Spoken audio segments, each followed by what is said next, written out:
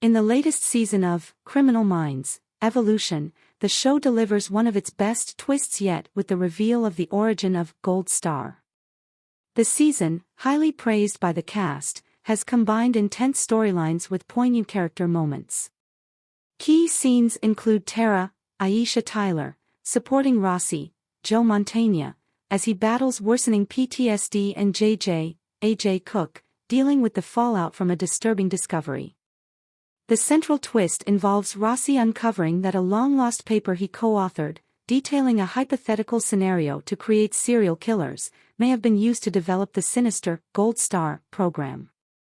This revelation ties back to the Behavioral Analysis Unit, BAU, itself, adding a deep layer of intrigue and continuity to the series. The cast and crew credit strong writing for maintaining the show's high standards and delivering surprising and engaging plots. Did Criminal Minds, Evolution just deliver series' best twist with Gold Star origin reveal? Ahead of Criminal Minds, Evolution Season 17, when TV Insider spoke with the cast, pretty much every single one hyped this as the series' best season. And so far, it's delivered.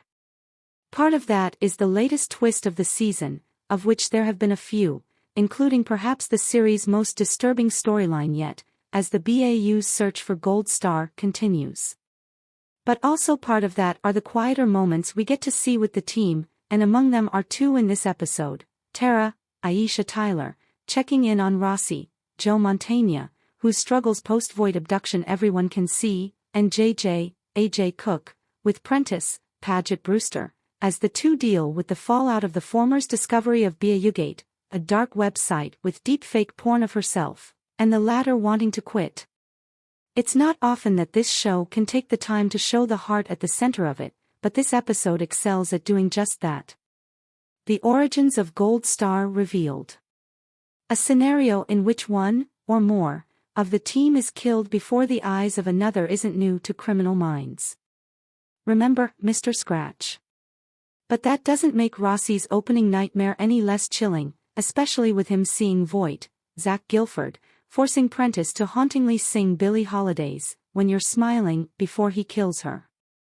To say Rossi's dazed after that is an understatement. He tries to insist he's fine as he sees multiple hallucinations of Voight all over the office, and hears Prentice singing from his nightmare, but no one buys it.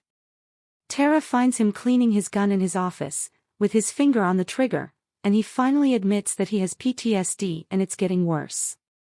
Something she loves is that they can sit together, quietly, with their thoughts, and she suggests they do just that and he can know he's okay. He holds out his hand, she takes it, and he thanks her. It's easily one of the best scenes of the season.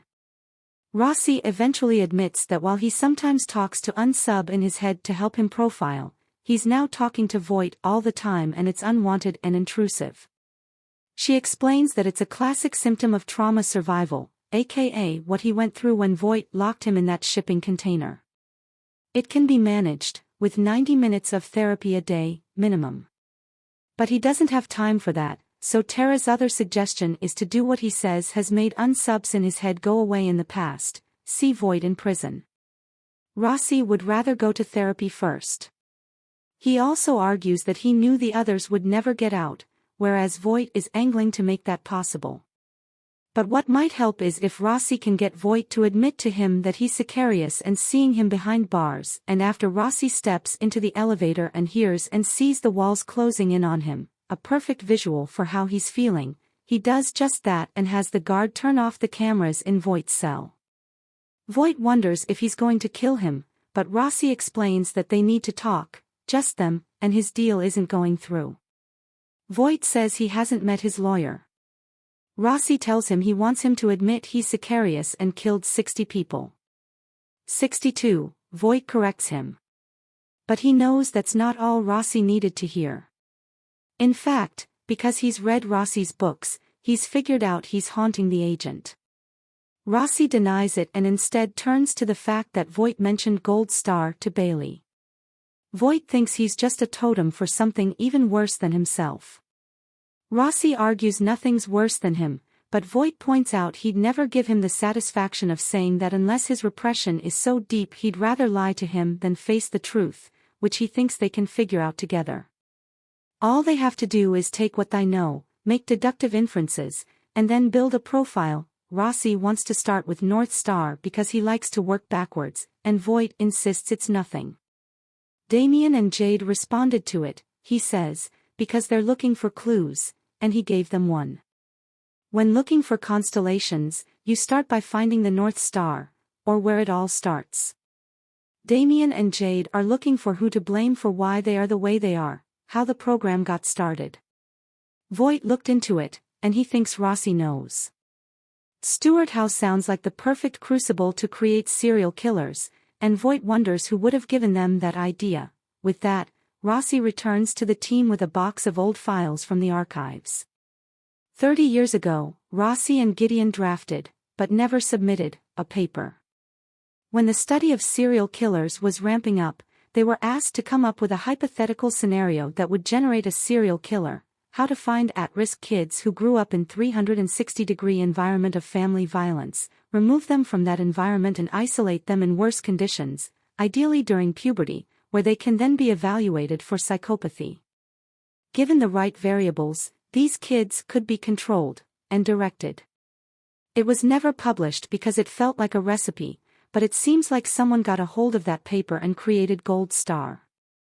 It began with North Star, and North Star is the BAU. How can you not love a twist like that?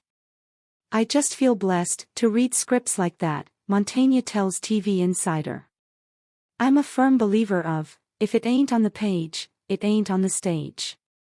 You always have to have good writing for things to continue. Otherwise these things become kind of rote and kind of like, okay, we get it. So whenever you can kind of throw in a little something to, what, and we take you off in another direction. It's a testament to the quality of our writing staff. You don't stick around that long if you're just going to churn it out. That's the quality of the show, and I'm thrilled that we've kept that standard up.